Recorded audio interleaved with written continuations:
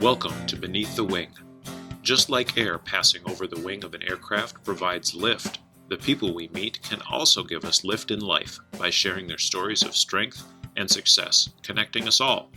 Beneath the Wing explores the stories of those connected with the Minnesota Air National Guard's 133rd Airlift Wing with a little humor and learning along the way. I'm your host, Wing Command Chief Mark Legvold.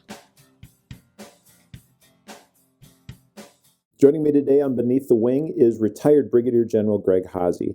He retired out of the Pentagon. You're going to correct me if I'm wrong here, right? Oh, yeah, okay. Absolutely. Good. Where he worked on policy and total force integration across the Air Force, which is hard for me.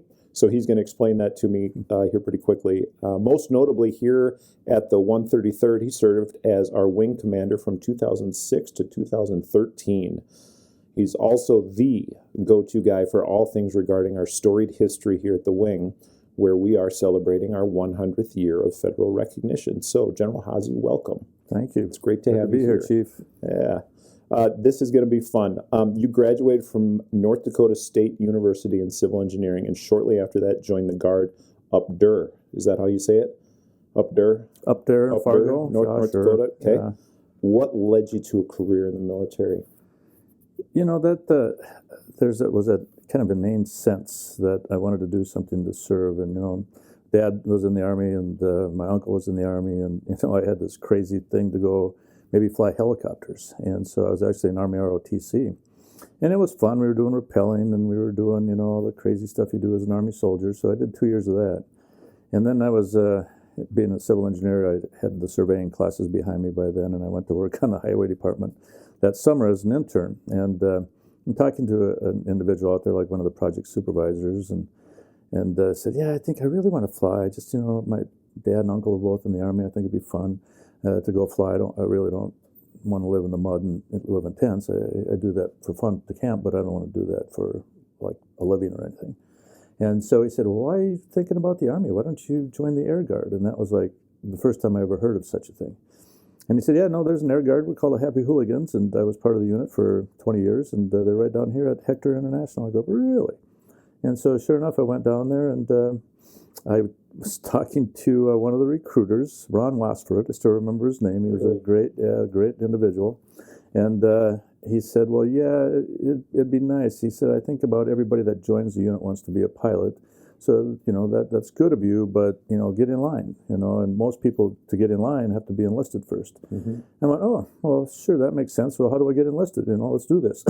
So I thought it was almost that simple, which turned out to be not quite that simple. Right. And then after 2 years of kind of working into the system, because that time I spent in the Army almost cost me a clearance because they wanted to know why the Army didn't let me join. And it was like, wait a minute, that was my decision. Oh, yeah. It wasn't the Army's decision. It was my decision to switch and go to the Air Force. So I actually had some of the people for the clearances come out to my house and interview my neighbors and make sure that I was this upstanding guy that could go into the Air Guard. I'm going for crying out loud. But anyway, so that's what got me in. But I didn't get in really until 2 years later. And then I went to basic training down at Lackland. I got to be in the student flight and then off to Lowry Air Force Base, which was in Colorado, just outside of Denver. And Lowry was a former Air Force base, and now they did Avionics Age, Aerospace Ground Equipment Training for the F-4. And so, yeah, I got to work on the F-4 for nearly 3 years. And I say nearly because the one thing I missed was the Good Conduct Medal. So you need to have 3 years of enlisted service. So I think I was 2 months short, and there's no way I could wiggle out of that. I didn't realize what I missed until I missed it, you know. So that's what got me into the Guard. And so I started with that. And, I mean, long story short, I was going, gosh, why do these folks stay in the Guard for so many years? I don't get it, because I was, you know, during spring breaks or fall breaks and Christmas breaks, I was going out and putting in my 2 weeks of time. And because the summer I had to work to make enough money to go back to school. And so I just was struggling to figure out, well, why do people stay in the Guard? And then I went to a 2-week training event down at Biloxi, Mississippi, and I went, I got it. I understand this now. What was it? Well, it was the camaraderie. It was, you know, all these people get together, and it's like, yeah, work hard, play hard kind of mentality. But golly, we would show up at work to meet the first launches. So oftentimes at 5 o'clock, if you had the early shows. That's 05. It's 0500, right? But then you got off at like 2 in the afternoon, right? Because then you'd have the night shift would come in and take over at whatever at 1 o'clock. So you'd have an hour of overlap because you'd fly the jets for morning shift, afternoon, and night. And I'm going, well, this is just pure fun, and it's just great to be around all these old heads, that know so much about aviation and the pilots, and it was just fun. So I go, oh, I get it now. I understand why people stay in here because of this. Yeah. It's this, this get together, this, formation of brotherhoods and sisterhoods that makes it so special here in the Guard. A lot of fun. A lot of fun. Working with the F4. Yeah. Did you want to fly the F4, or because I know that about 1985 you got a pilot position here at the 133rd? I did. So interesting story for me anyway. So I had applied to the Fargo unit. So I'd been in the unit for probably just over a year. I took the AAFLQT, did pretty well on it, had a degree and had started my master's. And so, everything was rolling along pretty well. And so I finally got in, I was like, gosh, I don't remember. They screened it down from 30 people, the first interview set. Then we went down to like 10. So I got the second set of interviews. And then I got selected the alternate. I go, well, what does this mean? And they said, well, if the primary gets hurt and can't make it, then you will fulfill his position. And I go, oh, how often does that happen? Not very often. I go, well, so that doesn't really mean much then, does it? No, it means you did really well and you should apply again next time. But now what I'm, up against is that, so it's 23, right? So 24, I think I apply. And then all of a sudden I'm going, holy mackerel, it's like 27 you got to be in or you're done. You're starting to feel like an old man. Yeah, I'm just counting the years and going, can I wait for a whole nother year to apply for next year's pilot training class? And so as fortune would have it, my wife had started law school up here. And so I came to visit her, and I actually called this unit, the 133rd, and said, are you guys interested in hiring any outside pilots? And they said, well, yeah, by the way, we're having a pilot board next month. If you can get us your package, I go, I can do that, because it was all ready. Well, there you go. Because I just had it, with the Fargo board. So I got it, and sure enough, here I got in. Dan Kennefick and I were selected on that board. No kidding. Yeah. So you went from, loud and fast to the whisper jets here at the 133rd. I did. Did you fall in love with the Hercules then, or were you disappointed that you were now flying the slow beast that we have? So you must have been able to read my facial expression there, but there was some disappointment. I mean, there's that flair for dare when you're young. You want to get, fly around with your hair on fire and, do some things that are fast and exciting, right? And that's what the F4 appeared to offer. And then it was really reinforced when you went to pilot training, because we got to fly the 37 and the T-38. So the one big ride was to go supersonic one day. So you went up and did Mach 1.4, and it was just like, oh, this is pretty cool. Seeing the world go by at 700 miles an hour or whatever it was. It's pretty fun. And so there was some regret, but I think and disappointment perhaps, and even some thoughts, but of seeing if I could switch and go to a fighter unit. But that's not where the commitment was made to me, and I didn't feel I should, reverse that commitment. And besides that, I'd heard war stories about people that did it and got into a certain amount of trouble with the unit that sponsored them, right? Because you made a commitment to them for so many years, now you just broke that commitment or that contract. So, I labored with that for a little while and just went, no, things work out for a reason. So stick with it, do a good job, and things will work out for you. And, obviously they did. And you come to appreciate the Herc in a certain way that is almost, until you fly it long enough, is hard to describe, because it's got so many elements, right? It's got the strategic lift where you can go and see the world, but it's got the tactical lift too, where you can get down low and do some stuff that's pretty dangerous when you're working and doing short field landings on unimproved strips. That's as close to the margin as you can work. You're just like a 1.1 over stall speeds, right, that you're flying in there. So it's tight. I mean, so you don't have a lot of give there, where you're right on the envelope. So it's fun. I mean, because it was a challenge again, right? Just like flying fast would be a challenge. So this was a different kind of challenge. It was a challenge to work with a crew, because everybody's different, right? Everybody's motivated by different things, and everybody has different biases. And so I think if there was one thing through my years, the 30 plus years, it was probably just trying to understand people and what motivated them, because everybody is so different. And so that almost became a life study, it's almost a barbershop psychologist kind of thing, right? So it's like, what's motivational to Chief, Legvold? What just really gets him fired up at the end of the day? Do you think that by having to manage all the different personalities in a crew on a C-130, does that make for a better commander in the long run compared to somebody that flies a fighter where they're just by themselves? Well, we've had some really good leaders that have been fighter pilots too. I in the work past. for one right now. Yeah, and so I would say that this crucible of leadership, or this laboratory for leadership, the flight deck becomes a really good laboratory for leadership. And so, you're doing things, and I've come to conclude that there's really almost three different areas you can categorically say that it's a leadership moment, right? So there's leadership in the immediate. I mean, you have to make a decision. And that's where a lot of people really struggle, because you might only have 50, 60% of the data to make a really good decision, but you have to make the decision. So you have to trust those around you to make it right. You have to, siphon in the input as quickly as you possibly can to get that decision, because it has to be made. It's immediate. It has to be done now. We're going to run out of gas if we don't turn left or right. And so which one is it going to be, right? So either we're going to go across the pond and go to England, or we're going to turn left and divert into Iceland. So, but we got to make that decision now, or we can turn around and go home. Back where we came from. So which one is it? So we have three options, right? And so, but you don't have a lot of time to make that. So that's an immediate. Then you have the deliberate, which I would think is a more, maybe a day plus, a day to 6 months, right? That's not quite strategic yet. And then you have the considerate decision making, which is strategic decision making, right? So the long range stuff. And I picked 6 months because I think every leader should at least be 6 months ahead of the organization in thinking. You might have heard that old adage, the 30-30-30-10, right? 30% of your day is spent with planned activities, 30% of your day is spent with unplanned activities, 30% of your day is spent, planning for activities, and then 10% is just kind of the miscellaneous stuff that might come or not. And so it's, the 30-30-30-10 formula. So. Mm-hmm. Being an enlisted guy, I don't do math too much, but I think that adds up to 100%. Yeah. You're funny. Back to so talking a little bit about leadership and culture, and you talked about the camaraderie that you had with the fighter folks up North Dakota. I had Lieutenant Katie Morsch on just a couple podcasts ago, and she's just like you in that regard, where she transferred from North Dakota down to us by way of the Peace Corps in between, which is another interesting story. Yeah.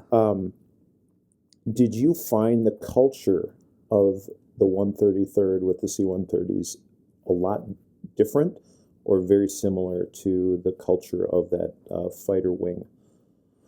So I would expand on that. I found the culture of the unit writ large to be significantly different.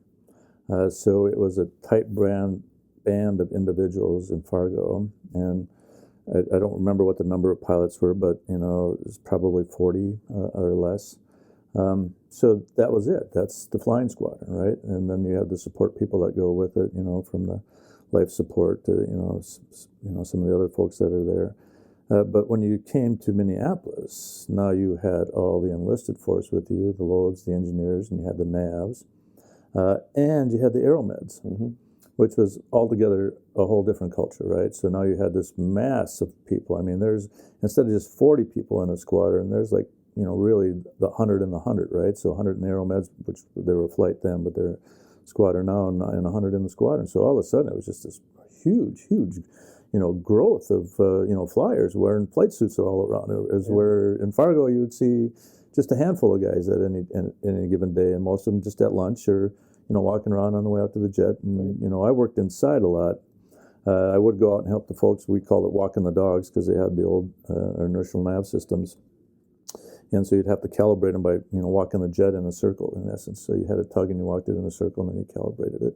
And you might see a few on the flight line here and then, but I just thought it was cool to get out on the flight line. But you just didn't see that many pilots walking around, or that many people in flight suits. So, not understanding culture, being that young, I think, to be honest with you, there was a stark difference, though, just in the mentality and the attitude. Yeah. Absolutely. Yeah. A little bit more.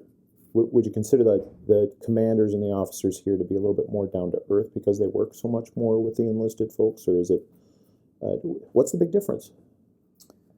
Yeah, I think there's still that attitude that somewhat prevails, and probably even more so back then, because it was, really almost a good old boys Air Force. There's a lot of Vietnam veterans that were flying, and people were more apt to to do something and ask forgiveness rather than ask permission, right? It was almost that kind of mentality.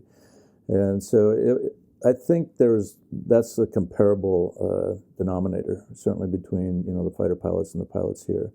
I think what kind of maybe leveled that, brought it down a bit, was that whole input thing that you had to take input from the crews because you're a crew-driven airplane. But we went through a lot of training from crew resource management because for that reason, people were still kind of that blockhead old pilot and I know best. And that was causing incidents and accidents, right? So the way to resolve that, and United started the program, I think, in the late 80s, early 90s, because I remember going through CRM training almost from the beginning, to try to understand personalities, right? So are you the 9-9 guy or the 1-1 guy or the 1-9 or the 9-1, right? So 9-9 being, I always asked that on an interview because I always thought it was it was indicative of what kind of personality the individual had. So 1 being the least and 9 being the most in 2 categories. Where would you classify yourself? In the first category being compassion, and the second category being discipline. So are you compassionate? Are you a 1 or a 9? Can you be a disciplinarian? Are you a 1 or a 9? And so, sometimes I don't know what the right formula is because everybody's different. But I would think when you get up there somewhere to be the 8-8 or 9-9, that's what a lot of them were, and a lot of them were the 1-9s. I really wasn't compassionate at all and didn't give a crap about you, but I was, I could really hold the line with you because that's the way I was taught, right? And that's the way it's going to be with you. But I think good leaders of today are probably more the 9-9s. I mean, they can really hold the line. They're disciplinarians, but they can cry with you too on the next day, right? Because you might have lost a loved one or had a bad incident happen in your life. So I think, good leaders of today can bounce between both of those. And so you a hugger or a hammer then? Well, I grew up in a pretty German family, so there wasn't a lot of hugging that went on where I grew up. So, but I do think I'm a compassionate individual. I'm probably more a 7-9 or 8-9, somewhere around there. And hugging is a slippery slope too, right? So with a mixed force, you have to be real careful. Sure. How you hug people and give them the wrong impression. So I tended not to be a big hugger for that reason. I just thought to keep the force pure. I would, I'll shake your hand, I'll talk to you, I'll offer you my ear, and if you want, I'll give you my advice. If you don't, I'll just sit and listen to you. So, that's that whole, my world works in kind of categories of 3, it's the listen, analyze, act kind of stuff. So you sound like an engineer. When yeah, I know. And then it's the facts, sources, and opinions, which I wish the whole world would adhere to now. It's like, give me the facts, tell me where you got them from, and then let's talk about opinions and what that really means. And I think we don't do enough of that. So you've developed all of this, all your philosophies and ideologies over time, and starting as a lieutenant and working your way all the way up to wing commander here. You were our wing commander for a good long time. I mean, nowhere near Ray Miller, but or Dolney. Or Dolney. Yeah. But you were our wing commander for a good long time. It was relatively stable while you were our wing commander.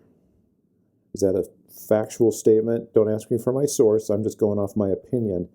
But from 2006 to 2013, we were in pretty constant deployment cycles. Yep. There wasn't a whole lot of tumultuous stuff going on locally. What was the biggest challenge you faced as a wing commander leading 1,200 people in 8 planes? Well, what I observed. So a lot of my, how I operate, the philosophies are based on the observations through time, right?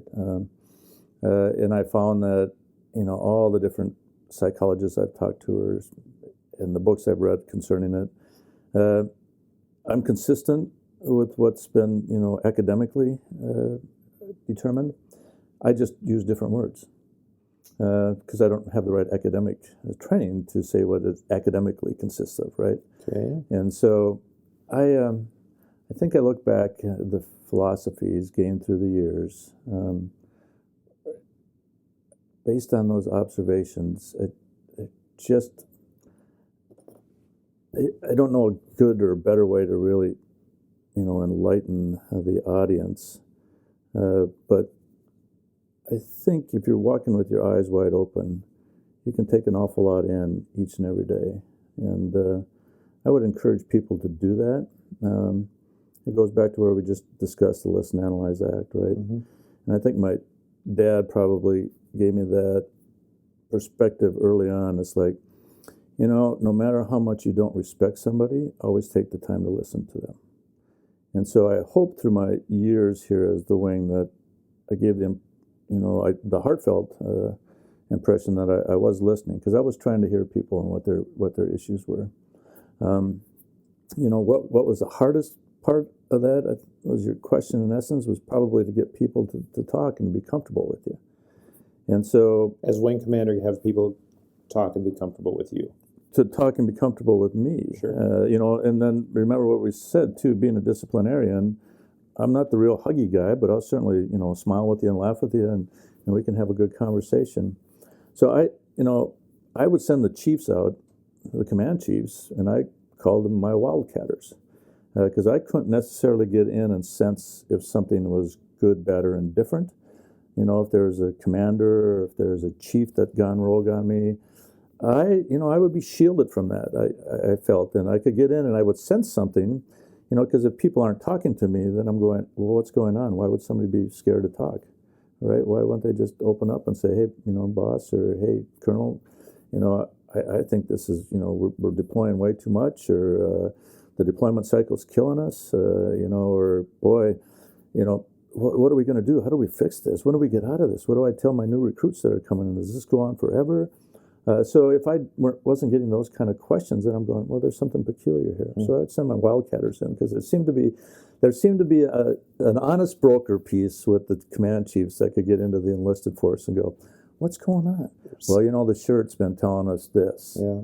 And, or, the chief over there told me that this is going to happen. And so, that was the other part I would give you is that the biggest piece to keeping a wing running smoothly is to fill the rumor voids. Yeah. Because if you can't communicate to people what's going on or what potentially is going to go on, then somebody's going to fill that space for you. And it's probably not going to be with good talk, right? And so that was always hard, was to keep the communication flowing and, how do you get that message out?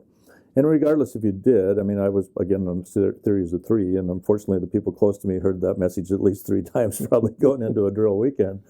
But it seemed to work, because people would finally hear the message and go, no, we're going to move from Afghanistan to Kuwait, but we're not going to do that until 2012 or whenever it was. Mm-hmm. And we did that for good reason, because there was a certain amount of complacency developing in Afghanistan, and it was starting to show with incidents and accidents. Sure. And so, yeah, boy, you better change the calculus rather quickly, unless you're going to crash an airplane and kill somebody, and you don't want to do that. Mm-hmm. Now, to answer, I think the hardest part of the question was there's a certain amount of information that needs to be sieved. And shouldn't be passed because it's not formed to a point where it's concrete enough to be public domain stuff, right? It's a what if, a maybe. We're thinking about it. It's being deliberated, and so that was always the tender spot to try to cross over to. Where does it get communicated and where doesn't it? Because if it's talked about at higher levels, i.e., at the Readiness Center or AMC, then it's probably going to leak into the wing from an alternative source. If I'm hearing you right, the biggest challenge you faced as a wing commander was good, honest feedback coming to you candidly. Yes, that was one of the, there was some little phrases that I tried to incorporate and make almost foundational, is that we should always be able to have conversations candid but cordial. Yeah. Right? So you have to be candid with me. It's the old General Electric, Jack Welch, right? That's how he treated the organization and was so successful with it. It was candid but cordial. Those weren't the words he used, but in essence, the meaning of what he intended. So what was your proudest accomplishment as the wing commander? Well, I think, when I look back, I would, it's hard to explain how much you kind of fret and, lose sleep over the deployments, because you don't know if everybody's going to come back whole or if everybody's going to come back. And I always thought, the departure ceremonies should be pretty much internal. I became more and more protective of that as we deployed continuously from 6 through 13. And because, the families never really knew. I mean, right? So I'm sending the guy or my daughter or my wife or my husband or my son. I'm sending them over to a war zone. And are they going to come back? And what fraction of them might come back, right? Are they going to come back at 80% or 100%? And so I always thought there was an uncertainty when you let somebody leave. When they came home, then let's blow the roof off the place. This is a celebration, and we should all be happy everybody came home safely, right? So there was a certain amount of worry that was always there, and you would wake up going, "Oh, I wonder what happened when they had that break in there on the fence over in Bagram today." I hope none of our guys got hurt, right? Because sometimes you would hear it through the sensitive channels before you'd hear communication back from our folks. Yeah. So there was always a worry there. I think that is everybody going to come back? Is everybody going to be all right? There's shenanigans and people are people, and there was dumb stuff that happened.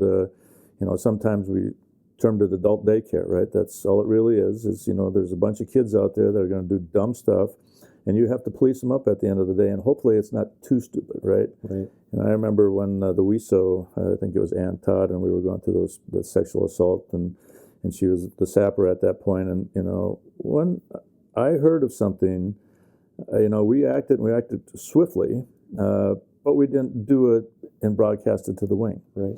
And I thought, at that time, ethically, I ordered to the person that maybe have been abused and the abuser that it was between the wing and them, and we were going to stop there. Because, what I saw through the ages, too, is that when this massive amount of information starts to spread through the wing, that becomes the conversation. That becomes the talk of the day.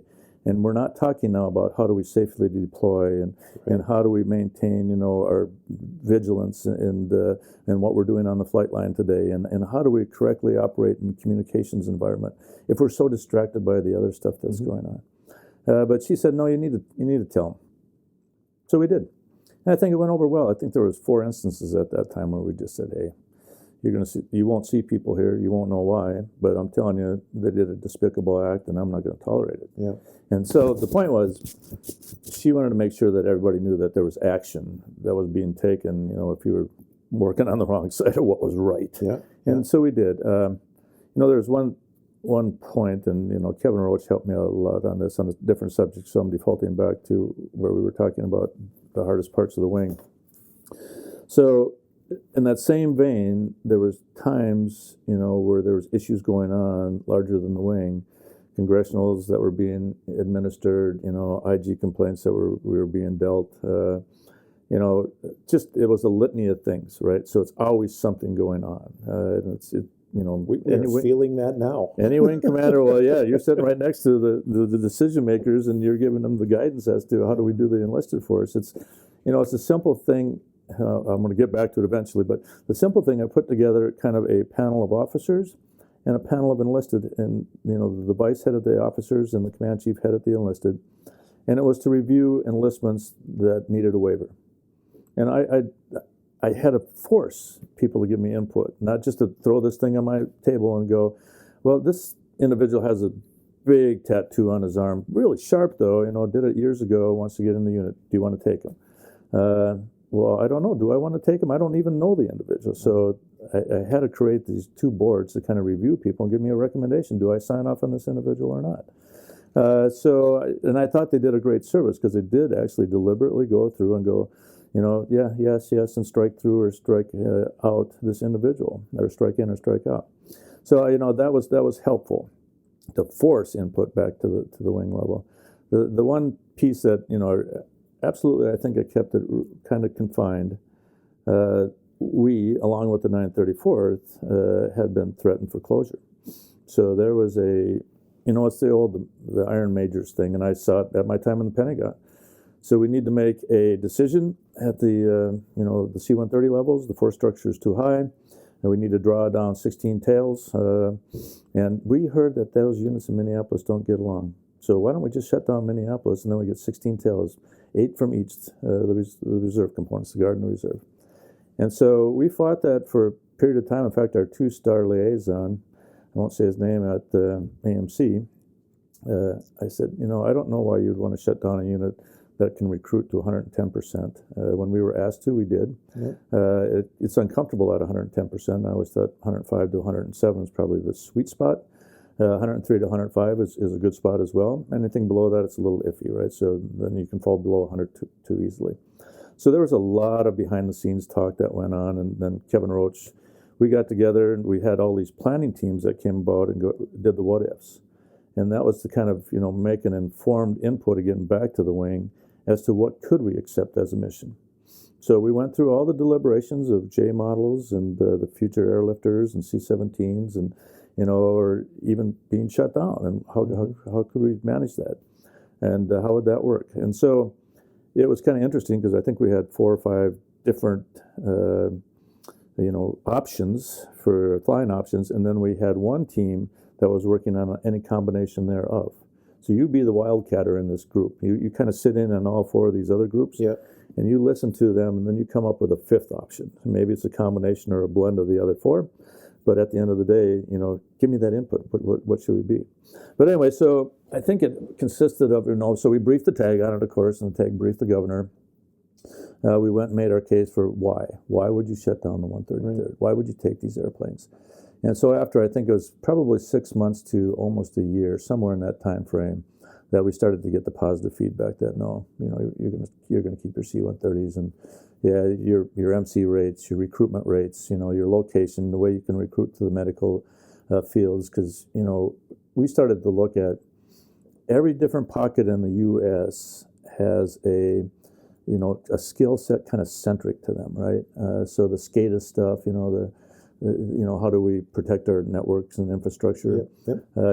Big out in Seattle, right out on the East Coast, which makes sense. That's where Microsoft is, right, and a lot of the big companies.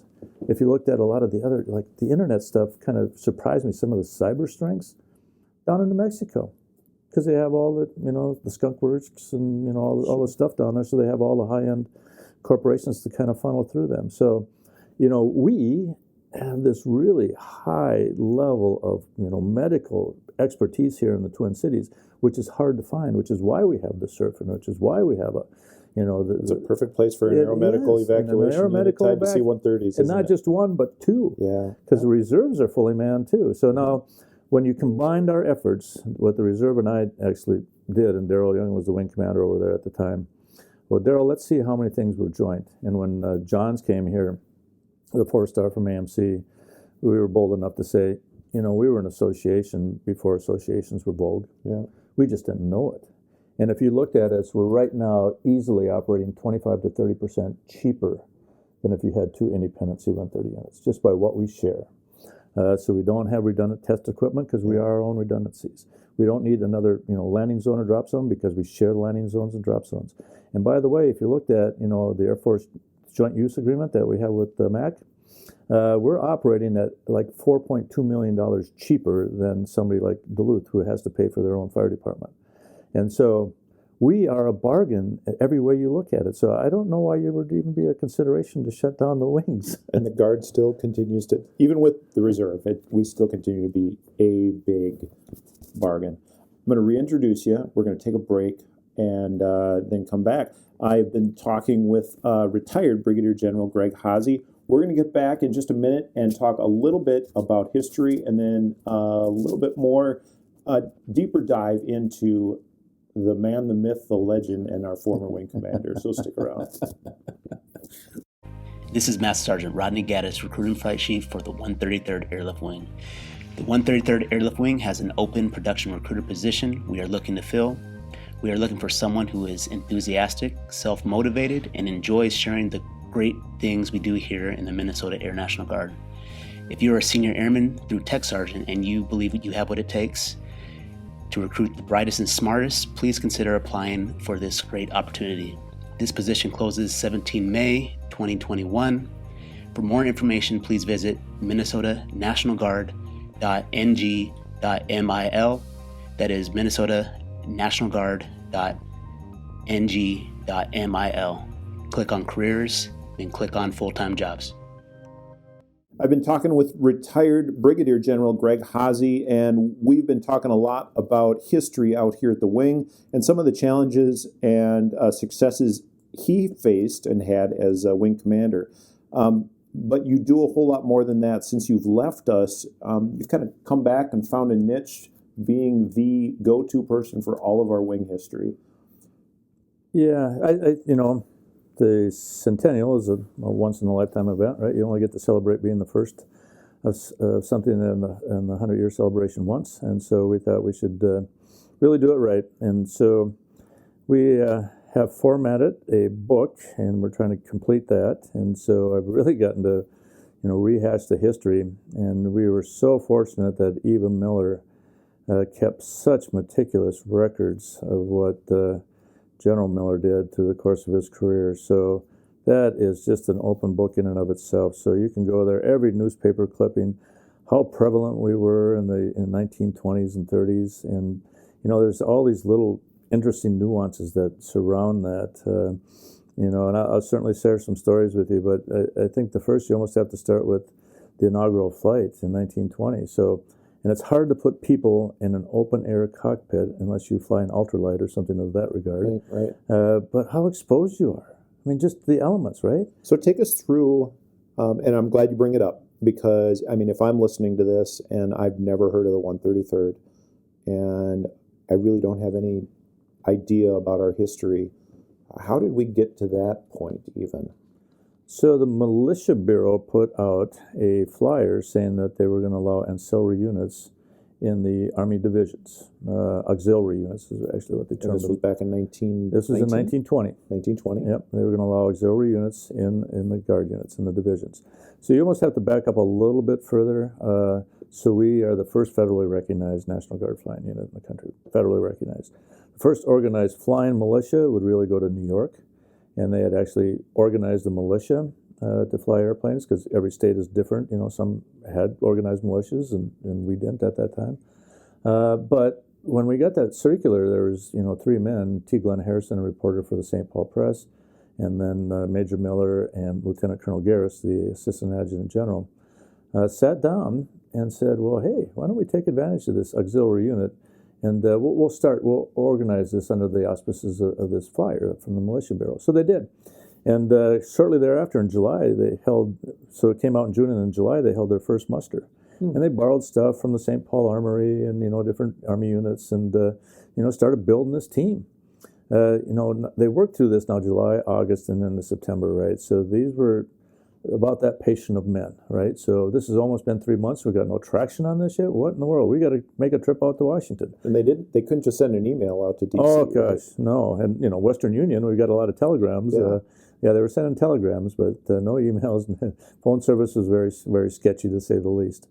And so, they talked the Adjutant General Rhino into renting the Curtis Oriole from the Curtis Northwest airfield, which was up on the corner of which now is Larpenteur and Schnelling. Okay. And there was just a big field up there to the southeast of the corner of Larpenteur and Schnelling, and that was really the first airport in Minnesota. And now where exists Curtis Park, is where we celebrated last September. So they got together, and it's just kind of the whole story in and of itself is pretty interesting, because on the morning they were going to leave, Garris remarked, so now it's Garris, Rhino, and Miller are going to leave for Bowling Field in Washington. Garris remarked, gosh, this is crazy. All these people want to take our pictures, and it keeps getting delayed. And then, golly, to top it off, they put a chase plane up so they can take a picture of us in the air before we leave. And so it was just like they got delayed like 3 hours. And then they described the toils of their flight, which took 6 days of flying and 7 days total, because they got weathered out one day. But, as you would expect, they were fortunate to make it in this fragile aircraft, because it's just made out of wire and cloth wings and balsa wood to frame it with, and a little bit of metal in the motor, right? One motor. And so they weren't very reliable, and many people, to go of a truck of that nature, would never make it. They'd land someplace and be shut down. The airplane just wouldn't work anymore. And so they were very fortunate, number one, just to make it. And then when they got there, they got met by Billy Mitchell, which you probably heard of. So Mitchell Field in Milwaukee there. And Mitchell was a really big advocate for aviation resources going into the Army units, because, of course, there was no Air Force till 1947, right, till after World War II. And so he was an advocate, but he was not pleased when Miller and Garris showed up, because Rhino had actually, on their weather day, he departed by train and beat him to Washington. So he actually had a day's worth of work in Washington, and Rhino's schedule kind of compressed, said, well, heck, I feel pretty good about getting this federal recognition, so I'm just going to let Miller and Garris take the rest of it. He hopped on a train and left. So Rhino flew out there with him. He did one day of work in Washington, and then he left. And so Miller and Garris carried the baton, but first they had to get through Mitchell. And so, and Mitchell, he was a court-martialed for insubordination eventually. Did you know that? No, I didn't know that. He was reconciled back and held the rank of general, but he was such an avid aviation enthusiast that all the old Army generals just going, "You're a jerk," and they court-martialed him. Huh. So he was just in their face all the time, right? So we got to go with this aviation movement. It's the way of the future, But anyway, so he confronts Garris, goes, "Where'd you get those observer wings? The Air Force or the Army Air Corps doesn't even have observer wings." He said, "Well, I was sitting in the front seat. I thought it would be kind of a nice thing to have at least wings on, and this appeared to be the appropriate way." And he goes, "That's a bunch of malarkey." That wasn't the word he used, but you get the drift. And so the meeting did not start off well, to say the least. And then he asked Miller, he said, "Well, where'd you get those wings? Some drugstore or what?" And Miller, "No, sir, I got them in Love Field down in Texas, and then I flew in World War I, over there." He goes, "Oh, so did I." And all of a sudden there was this immediate kinship. Sure. And actually, Mitchell became an advocate for us being the first federally recognized and walked them through all the gates in Washington. And actually secured that, of which 3 months later, on January 17th of 1921, we were the first federally recognized National Guard flying unit. So it was quite a feat. And I would share one thing. Garris then wrote a big thing. There was two papers, because that's how everybody communicates. So the Star and Tribune was, I think the morning one was the Minneapolis Star, and the afternoon was Minneapolis Tribune. And that was the same with St. Paul. Had two papers, the St. Paul Daily Press and the St. Paul Pioneer Press. And so they carried like a full one-page article of all this flying, Garris's kind of diary of this whole flight was. And at the end of it, he writes, "This flying really is the way of the future, because all you need is like an open pasture to land in, some more gas to refuel, maybe some oil, and you're on your way again." There we are. Yeah, that was really the way we were 100 years ago, So it's come quite a long way. And we're still flying the best maintained planes out there. Aren't we? Yes, indeed. That's a great thing. So the 100th year anniversary, it got struck a pretty big blow by just how this year has gone. 2020 has just been, we had a big day planned. We were going to just do it upright, right, for our 100th. It's been a tumultuous year in the Guard. Yeah. And it started out, we had our flyers return. COVID hit, George Floyd, and the full activation of the Minnesota Guard, including 100% of the Minnesota Air National Guard. Inauguration support, where our wing provided the most airlift for passengers, the most airlift for cargo, and flew the most sorties out of any Air National Guard unit. It was 10% of the total package. 10%, yeah, of all of it. And it was an awesome feat just watching the wing mobilize, and I was out in D.C. for it. And on our 100th anniversary, I drove past Bowling Field out there and watched our planes land and take off and do this huge movement for inaugurational support. Guard's a different place now. And people have commented that the Guard has become the easy button. Do you think that the Guard has become the easy button, or is the world just harder? Well, I think you started out with the right statement, right? This was a very, hopefully, unusual year, right? With a pandemic, and then the civil unrest that erupted after the, killing of George Floyd. So, I think the Guard filled their role as what, constitutionally they were described to do. And I did it very well, especially this unit. So, all the historians and storytellers that I've talked to generally say the richest parts of the stories are the beginning and the end. In the middle, there can be some really intriguing and interesting parts, but usually the beginning and the end are the most interesting parts of the story. So I think you hit it right there. The imagination and grit it took to, launch this unit in 1921 is still prevalent today. How do we do business? How do we mobilize people? How do we do state active duty? How do we train people to do a policing action almost that, aren't security forces folks? Those are big feats that were innovated to a solution, right? So that's the imagination and grit that is still there today. How do you imagine a world that's better and then make it that way? I think that's the next piece that we need to resolve, right? So how do we look forward and say, how do we break this civil unrest? How do we make this racial equity, be what it should be? Mm-hmm. And so I don't know. I think sometimes, the ideologue in me would say, it started here in Minnesota. Why can't it end? I think that would be great. We would like it. You speak about beginning, middle, and end, and I think we are in everybody wants to say, are we done yet with all of the civil unrest, with all the difficulties that our nation has gone through just in the last year? I would like to think that the wing as a whole is somewhere in the middle of its history, and we are at this new point where all the grit and determination and the creativity and the problem solving that has had to go into this is going to make us poised for a really good next 100 years. Do you think that the legacy of Ray Miller is well stated in our 100th year by what we've accomplished? And what do you see for us ahead? I do. Miller was certainly a visionary, so he was looking ahead constantly. But he also had the grit of the best soldier you could imagine. So I'll share one story that I just think exemplifies what happened in 1922 and the courage it took to do this mission. But in 1922, and it was January, the Cook County Commissioner Mayer, was lost out in Lake Superior, and Governor Prius at the time activated the Guard. And so Miller and Westover flew up to Duluth in a snowstorm, basically, and they were trying to get to Port Arthur, which is up, by Grand Marais, up in that area. And so that was where their intended field of landing was. Well, they couldn't land on the field because there was too doggone much snow. Oh my. So they ended up landing on the inland ice shelf on Lake Superior, and they operated off this ice shelf for the next 17 days. They made inroads. They had teamed up with the Canadian Mounted Rockies to do the search. They hired Native Americans and dog sleds to run up and down the coast to look for him. They hired some tugs to go out and search the islands while they were patrolling the seas looking for any kind of debris or his boat. Now, that might sound like pretty hard work because it's below zero. And Miller describes this where he had to stick his face outside the windscreen when he's landing so he could see, right? Because it was generally all fogged up and full of snow. He froze his face so many times, he said, I was peeling skin off my face for 2 weeks after I got home. Oh my. So you can imagine, what kind of courage does it take to fly an airplane and determination to look for somebody that's missing, in an open-air cockpit?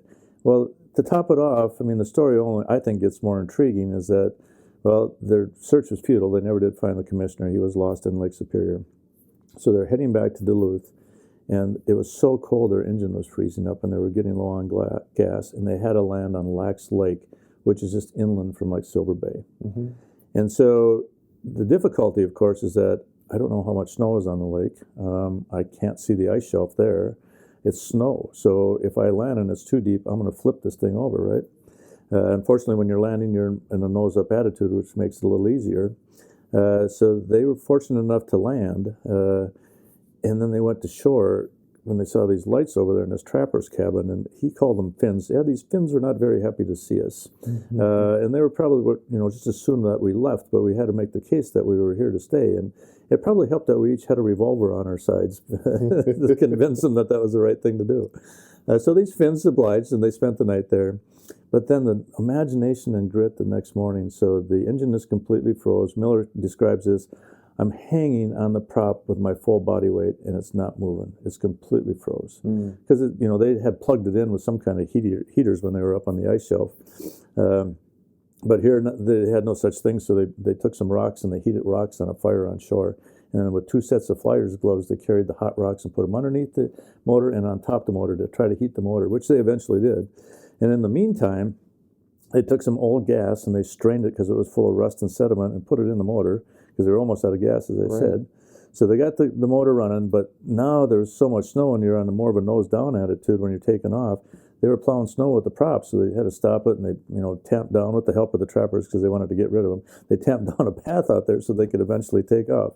And the only bright spot to the whole thing was the same breeze that was frostbiting them. It was a terrible wind that was up there, was now blowing from the south. And So they were getting a great lift, and they were able to take off and just clear the trees and make it back to Duluth. And it ended in an exhaustive search that had just begun because they thought they lost Miller and Westover out on the lake as well.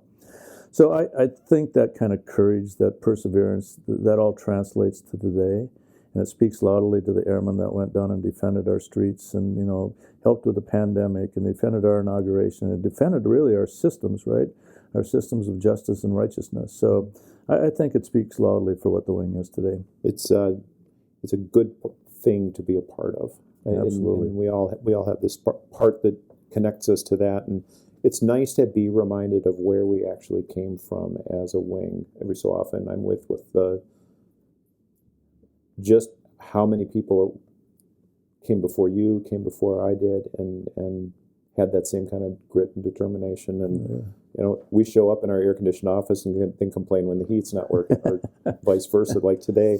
But honestly, there's a great storied history out here. There is, and I would just, unfortunately, it doesn't get enough mention. I don't think. Miller was kind of the father of the Guard, and he networked. I mean, when we looked at all the different Western Union telegrams from Minnesota Manufacturing and Mining, 3M, or the different newspapers or sports teams, or he was part of everything that was going on in this state. Yeah. So he was a very integral part. But Dalney, Major General Dalney, a World War II pilot who came and led the wing for over 20 years, really did a significant thing because, we struggled to get fighters. We kept the P-51 for a lot of years and struggled to get fighters at the end of the 50s, only to realize that they crashed a lot and the metropolitan area was building quite rapidly.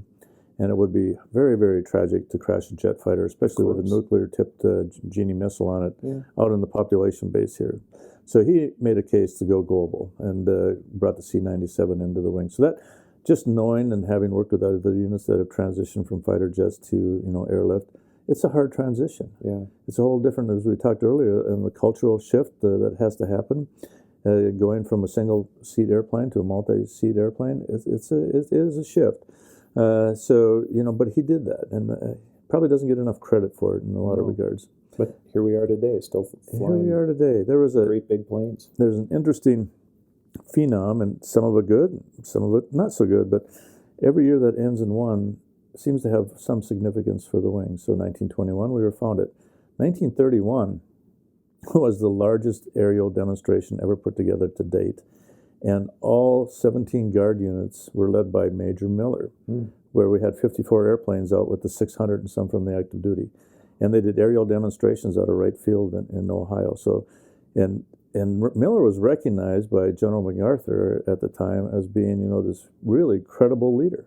And he was awarded the National Guard Officer of the Year for his efforts that year. So 31 was significant. 41, we know, was World War II started. 51 was the Korean War, which we were activated with Duluth, which was our partner at that time. They were subordinate to the wing. So, and a lot of people wouldn't know the wing, and through the 50s, had other units with it, right? So it was Sioux Falls, Fargo, Duluth, and us. So there was, and we were the lead wing, they were flying groups. And so that stayed until the 90s, actually, where we had subordinate wings with us. For instance, in the C-130E, we had Rhode Island and Martinsburg. When we finally transitioned to the H in the mid-90s, we became the sole wing, as the other wings did. So it's kind of got an interesting history, but as we transitioned forward, then 61 was the Berlin crisis. 71, we got the A models. 81, we got the E models. 91, Shield and Storm. 2001, we know what had happened. 2011 was our 90th anniversary. That's the only thing that I found of significance there, and that was probably what started me on the history trail, to be honest with you. So I was looking for all the records from the museum for our 90th history, which after 9/11 completely scattered throughout the wing. Sure. They were in containers back in the back parking lot, in the long-term parking. They were in the cold storage. They were in the culvert hangar up there. Some were still in the museum. Some were here in the headquarters. I mean, there was documents scattered all over the wing. So we did like kind of a search to try to reconvene all that stuff and put our history back in order. And here we are in 2021, and it started out with us doing so much great airlift to support the inauguration. I think we're going to end the book there. It seems like an appropriate place to end the book. It would be. Yeah, highlight that as, this was 10% of the total effort. It was done by, the men and women of the 133rd. And, in fact, it was patrolled out there by men and women of the 133rd and the Greater Minnesota National Guard. So I think that's a fitting end to the book. Sounds like a good last a good chapter to start the sequel. Yeah, there you go. Right? The next 100. So, talking about heritage, and your place in the wing is not quite done because you still have 2 guys that are serving, right? Oh, I do. I got 2 sons. boys. Yeah. And both of them in the Air Guard, right? They are, yeah. And attached with us. Both in the medical group. Yep. So bringing up these guys while you were so busy with your military career, how'd you balance parenting with a busy career in the military? Because I know your spouse also has a very busy career as well. Yeah, I think Bridge and I agreed on a basic philosophy. Let's make memories and not just money.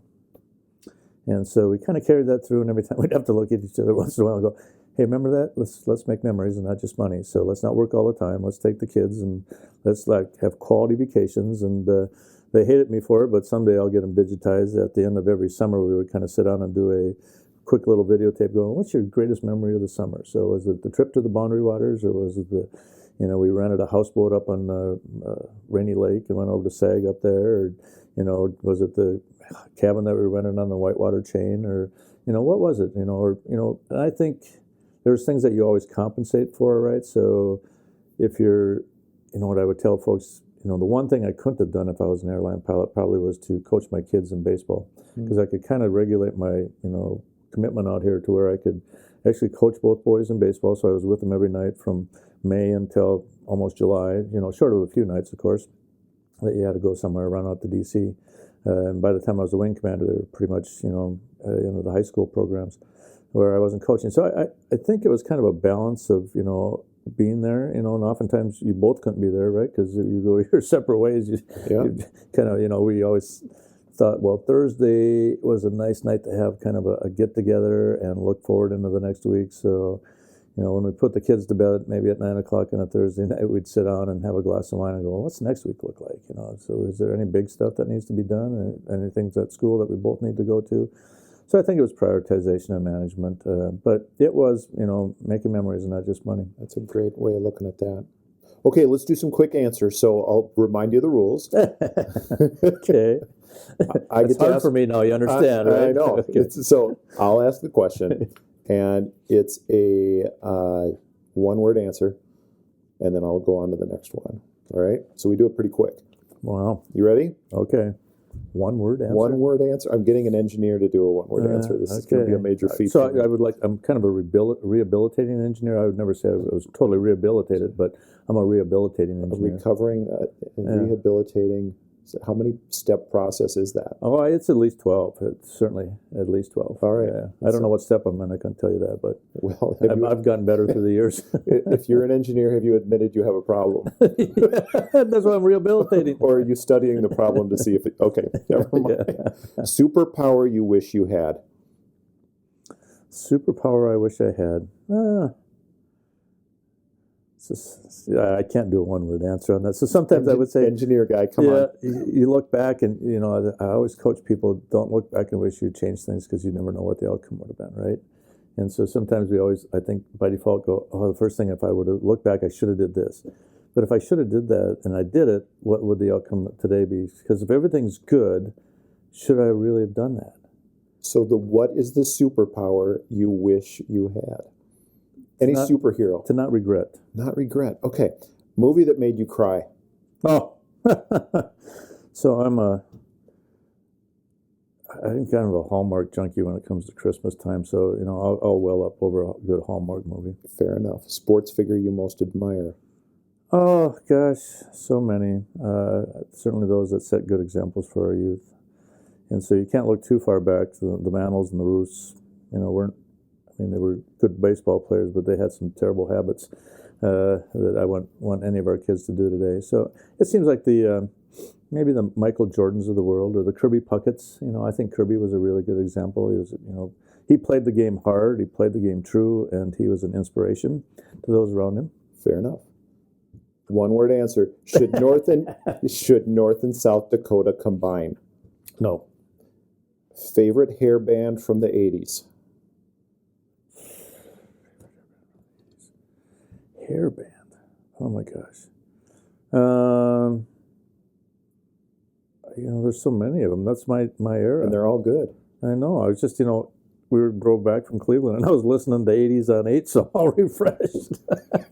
Serious. I'll come back to that one. I'm going to give you just a little while to think and study. Trick, is a Genesis and Phil Collins, a Journey. You got to pick one now. Oh, gosh. Okay. Hall & Oates, they were good, too. Okay, I'll go with, I'll go with Fleetwood Mac. I got to go with Fleetwood Mac. Good call. Best beer to pair with pretzels. My default, I like Bitburger. Okay, fair enough. That's a German beer with a German product. Perfect. So, speaking of beer and pretzels, there are some, you went to school in North Dakota. There are some weird laws in North Dakota. I looked up a couple. Oh, no. Yeah. You can't fall asleep with your shoes on in North Dakota. It's illegal. You can't dance with a hat on in North Dakota. And beer and pretzels cannot be served together. I did not know. Well, you see here, and now it's a good thing you're not living there, because if you were drinking beer and eating pretzels together, you'd be breaking the law. You also cannot keep an elk in a sandbox in your own backyard. And your engineer mind is going, well, what size of sandbox would I need for an elk that's approximate? Okay, so let's just say you and Ray Miller were eating pretzels and drinking a smooth Bitburger. What law would you guys come up with to add to North Dakota's weird laws? Oh, boy. I'm trying to think of... I didn't even know those laws existed, but... well, let's say you couldn't have beer and pretzels on the second Tuesday of every month that starts with a F.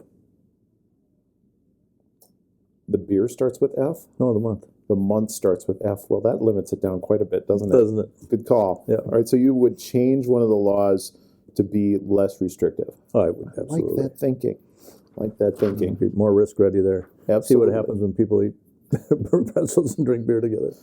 Weird stuff up there. Where'd you find that, by the way? You know, I carry this little device around with me that your has phone all and kinds just of did a great search on it? information. Yeah, that I can just look it up. I Googled that stuff. So you don't know if it's fact or just somebody's hyperbole? It's totally fact. I found it on the internet. Mm-hmm. It's got to be real. Okay, last question. What do you think the biggest challenge that the military is going to face in the next 100 years? Speaking of our legacy. That's more than one word answer. We're done with the short answers. And you failed really poorly on all of those anyway. I told you it was going to be hard for me. The biggest challenge we are going to face, having done some pretty significant exercises and having worked at the Pentagon, I think it's our pace of adaptability. And so if we're up against a pure adversary, I don't know if we can adapt as fast as they can, to be honest with you. So there's the ends are driven by ways and means. Ways are the way you would, do a situation, the method, right, the process. We worked hard out there just to try to convince the leadership that the only way we can adapt more quickly is to alter the ways. Because the means, just think of the means, the process that's in there, the palming cycle, the 5 years out. I mean, how can you possibly get new equipment to meet an adversary if you have to go through that budgeting cycle? And then this one really confounded me. And so as I started to think through some of these things, and we try to, at the Total Force Continuum, try to be the outlier or, almost a pseudo think tank for the greater Air Force. And that's not being pretentious. It's just we felt that was our role. And so, we're going through the A8 and the closed door TS budgeting cycle. And, they're talking about buying tankers in the 2035, 2040, out that far. And, in the 4 stars, quickly equate that, well, 15 years is probably as far as we can go. That's a pretty big stretch. And we're going, yeah, that's a pretty big stretch. The world changes quite radically in 15 years, and it undoubtedly is going to. And so, the whole thing, well, we need more tankers. And so one of the comments that we came up with was, we should really rethink this tanker thing. Are we putting all our money into tankers, or should we be looking at synthetic fuels or alternate propulsion systems, or even alternate aircraft that don't require as much fuel? And so really, are we projecting we're going to need that many tankers based on today's need? We should really look at projecting those tankers based on what tomorrow's need will be. And I don't think we're doing that. And so that wasn't a popular thing with AMC by any means.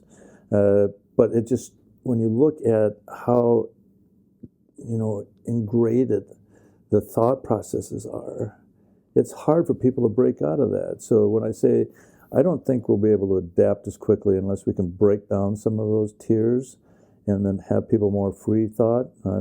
Under General Holmes, who later became the ACC commander, we did a freelance Friday, where we take a whole Friday from the whole section and just freelance thought. What if? Why are we doing this? What else could we do? Those were productive sessions that we would do. And that actually came up, well, do we really need group structures in a wing? And so when you ask yourself, do you really need a group structure in a wing? Or could you just have squadrons reporting to like a staff under the wing commander? So you'd actually have the wing commander have a full staff, like a A1 personnel, A2 intel, A3 operations, A4. You'd have a full staff up here of light colonels that would kind of chair things. So you could do away with some of the rank, and you could do away with another layer of leadership, right? Would that make the wing more efficient or less efficient? I don't know who would sign my travel voucher. Yeah. So adaptability of means. In other words, we solve problems more quickly and adaptably. We can change the ways much more quickly. We can alter the ways that we do business based on the threat, right? But to actually do the means, the technology, the resourcing of increasing the force in size or decreasing the force, those are hard things to do. All those means are hard things that we don't do very well, I don't think. Yeah. And if you look at, I think this is a pretty good thing for our younger kids to understand, is that the Army and Marines kind of work under this basic philosophy where their doctrinal approach is to see and adapt, right? They see what the adversary is going to do, and then they counter it, or see and counter. That was kind of the coin strategy, counter-insurgency strategy, right? They saw what the adversary was doing in Iraq, and then they made up the coin to take care of it, which was just a reenactment of what they had done in Vietnam. Yeah. So now what the Air Force does is to more look forward and try to foresee what the needs of the future are going to be. So the Navy and the Air Force doctrine are more a look and then formulate. So it's quite a bit different doctrinally approach from the Navy and the Air Force compared to the Army and the Marines, right? But that makes us more expensive because we fail more often. And so one of the things that we were going at the Pentagon was, it's time to fail fast. Let's just get the failures out of the way as fast as we can so we can get to a product that really works. So it's a different philosophy, but it's a different way of getting to ways again and not means. So that's what everything you would always kind of, strangulate yourself with was, well, how do we procure these new systems? The last exercise I did was out in the Pacific against a peer adversary, not to be named, but that's the tyranny of distance. There is not a place that we want to fight a war. I mean, it would just be a very, very challenging place to operate. And like on any exercise, you were trying to sample out a certain amount of things to see if that would be the way to do it. And, my brief to the four-star, because I was the DERMOB 4 and the Director of Mobility Forces and the C4, so I had all the logistics underneath me. And just to try to figure out the supply lines was almost an impossibility. And so what you would end up doing is you wouldn't last very long on the island because you'd run out of equipment, right? And so if you were all organic, you could take and shift those supplies and move them to a different island, but pretty soon you found yourself so far away from the adversary that you were ineffective, right? So it's like, how do you adapt that? How do you make, new things? So these hypersonics, the missiles, is air-to-air combat really the way of the future? Or is it hypersonics, and is it missile to missile? Can you defend your shores from longer distances? Is the technology such where we can adapt?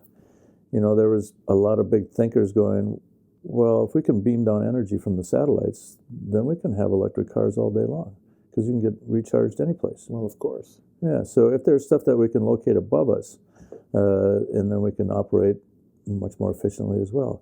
That's why Space Command is here today. Well, there we go. To try to protect. Space Force is here now. Space today, Force, right? is here today. That was the thought. And Goldfein was not an advocate of that because we're so intricately tied. Yeah. That he thought they would be in jeopardy right now to move them out of the Air Force. But time will tell. Adaptability. I think adaptability. Yeah. We need to be able to adapt much more I quickly. think our youth coming in right now are going to be much better at that than people like you and I ever could be. It's good to see the folks that we have coming in right now. Yeah, there's he called it a multi-domain command and control. Now it's called joint all-domain command and control. And it's how do you create warriors that can think in all 7 dimensions of the armed forces. So are you wise enough to know what's going on below the sea, on the land, airspace, cyber, and the human domain? And it goes to hybrid warfare, the 5th generation warfare. Can you really win the hearts and minds? And what we saw Russia do in Ukraine, in essence, right? You try to get in and win the hearts and minds and create a dichotomy or an interior adversarial conflict. Some might say that's even going on in the United States right now. And I would say, yes, you are absolutely correct. In fact, I would give you an example. There was, I shared that with you on an earlier, after it was February 12th, somewhere in there, an old retired military individual circulated an email that had no date, no author, and it cited the CDC, the Centers for Disease Control, as a source. And it said the U.S. resident deaths in 2018 were such, in 2019 were such. And look, in 2020, there were only 19,000 more than there were in the previous 2 years. And from having done data analytics for so many years, I went, it would be highly unusual for the CDC to reconcile all the data from 2020 in 6 weeks. In fact, they just did it at the beginning of April, to be honest with you, and I saw it come out. And it was 375,000 more deaths than the previous 2 years. And so I wrote him back and said, for your integrity, I think it's wise that, you don't pass around things like this. Number one, it's not true. Number two, it could be the bidding of one of our adversaries and just spreading mistruths and trying to create, animosity within the greater force of the U.S., us, the population base. And I even went so far to, kind of hint to him that I think this is almost another form of phishing, the PHI. It's not after your identity and not after your money. It's after your patriotism. I don't think you as a former military retiree or former military member and retiree want to be part of this kind of work. So quit it. Mm-hmm. So yes, we have to be very careful. It goes back to the fact, sources, and opinions. Yeah. Questioning and teaching people how to search for truth. Correct. Is it's a hard thing to do, and like I said, I think right now we're looking at a time where we have young people coming in that question on so much, and just coaching a little bit to get to that search for truth where right. That is something that is strived by everyone to find. So I think it's healthy. Remember when Simon Sinek came to the wing? Yeah. He wrote the book. I saw him, talk many times, and he really asks the question why. Yeah. And if you can answer that, then you can make sense out of a lot of things, right? So I think that's probably what we're starting to lose a little bit, and hopefully the youth will bring that back. Is why are we doing this? Why is this of value? Why do we need this? And it goes back to everything that we were doing at the Pentagon. Why do we look at a tanker force for 2035? Yeah.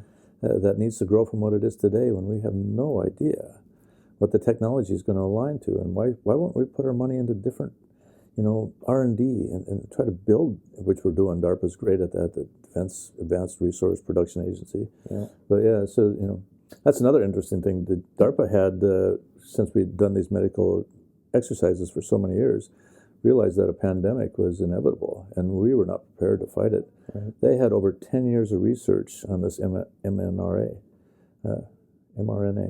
And so they gave that all over to the pharmaceuticals when this kicked off. So they had quite a bit of research. So when people think that, this is really done by Pfizer and Johnson & Johnson and AstraZeneca and Moderna, and, the short time, there was a lot of research behind it that had been taking place for many, many years. So much more stuff that we could unpack here, but unfortunately, I gotta cut us off. Okay. So, General Haase, it's been a pleasure. Likewise, thank you. It's been good to just sit and be, have a good look at where we've come from in the past, and kind of throw that into where we're going with as a future, stuff that you and I are going to be able to look at and just see happen when long after both of us are gone from the wing and a little less connected. But thank you for taking the time and chatting with me on Beneath the Wing. Very good. Thank you, Chief. Pleasure. Join me next time as I have another guest on Beneath the Wing, and thanks for tuning in.